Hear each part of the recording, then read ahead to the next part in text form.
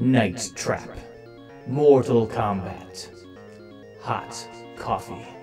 Titles that the television said were unsafe for young minds. All those supposedly indecent, ultra-violent, scary video games bowed down to the true master of fear. Splatterhouse 3 for the Sega Genesis. A game so terrifying, they didn't even release it in Europe. 3 is the final chapter in a video game horror trilogy. Rick, the main protagonist slash anti-hero slash budding father figure, has to once again don the terror mask and enter a creepy mansion to save his loved ones. Inside, he'll wrench his way through a gore fest of disgusting, slime-filled monsters that ooze and bleed at every turn. Just like Mortal Kombat, it was labeled mature for its graphics alone.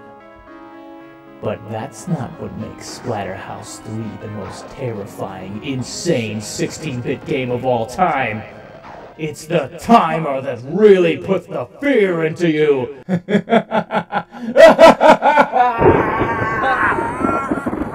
Whew. Now, what do I mean by the timer really getting to you? This time the stakes have never been higher, and from the beginning of each level you have a fixed amount of time to navigate the maze-like mansion and kill the boss before the timer runs out. You generally have 5 to 8 minutes to do this, but all kinds of things are set up just to slow you down. Every time you get hit, you not only lose HP, but also lose precious seconds off the clock. Same thing goes for losing a life. There's actually some rooms where the entire point is to slow you down. Now, what's so bad about not completing a level on time? Well, if you fail to complete the first level in the time allotted, your wife gets eaten! If you beat the first level in the time allotted, but fail to beat the second level in time, your wife becomes a mindless beast! And so on in future levels where monsters try to sacrifice your son David in some kind of demonic ritual. This is terrifying when you're a kid. Every one of those cutscenes gave me chills. If I didn't make it in time, she's dead. She's worse than dead. She's eaten alive. I don't want to face the thing that's gonna eat somebody alive. That's crazy. Splatterhouse 3 was also one of the few pre-Sega CD games to use a kind of flipbook technique to show real video. Its many cutscenes featured stills of real actors playing Jennifer and Rick. This was released on the cusp of the Hollyweird era, where a full-motion video was the wave of the future, and using real actors was seen as far superior to 2D graphics. Get ready, Beach Bum! They're coming, and they're coming fast! Unlike some of the games to follow in that era, I think shooting stills with a real terror mask and Jennifer really worked well. It really stands up to the test of time. The gameplay is the most fun out of the series. There's more variety of attacks, and Rick moves faster than ever. The levels, while maze-like, are non-linear, so you could zoom straight right to the boss, or take your time and explore the many hidden secrets. There's a handful of different enemy types with different attacks, which gets progressively harder as you progress. In true beat-em-up fashion, the first level boss becomes a regular enemy in the second level, and everybody blocks more. Although it has a steep learning curve which may frustrate first-time players, you quickly figure out that there are 2 ways to play.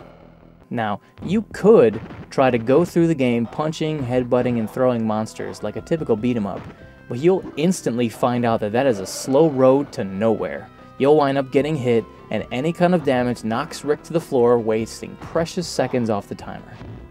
Not only do your regular attacks do little damage, but enemies attack in groups, from both sides, and in close quarters. Now I'm getting my butt kicked. What's a gamer to do? Simple. The deadliest move known to man, the spinning foot of death. Not only does this handy maneuver attack to the left, right, top, and bottom, but it also lasts for a few seconds, which is great for nailing monsters on the attack. It does around triple the damage as regular attack combos or jump kicks, and it doesn't cost any HP to perform. Also, Rick is invincible while he executes the move, so if timed carefully, you will totally ignore enemy attacks while dishing out damage. It's a no-brainer. Experienced players might use it like a regular attack, minimizing the time it takes to kill bad guys and keeping Rick off the floor permanently. Another great damage dealer is weapons. Scattered throughout the mansion and always in a room that is not in the fastest track to the boss, weapons do a ton of damage, even more so than the spinning foot. The only drawback to these is you cannot be hit while you have one, or klepto ghosts will steal it and hide it in their closet, which you can find and retrieve, but it's off the beaten path and sometimes hidden. Now here's a quick tip that I learned while taping this.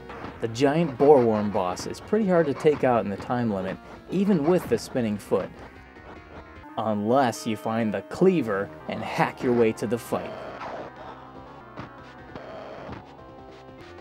He's totally hosed in record time.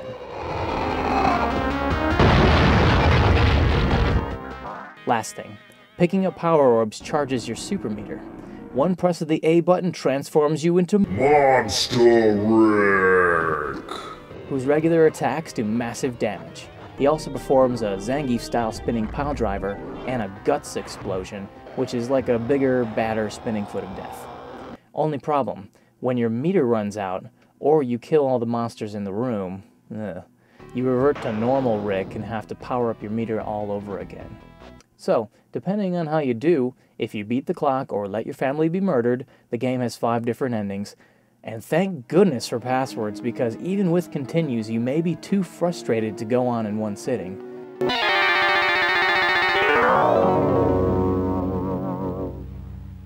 The ending totally brings the series to conclusion. You see, the mask was really good.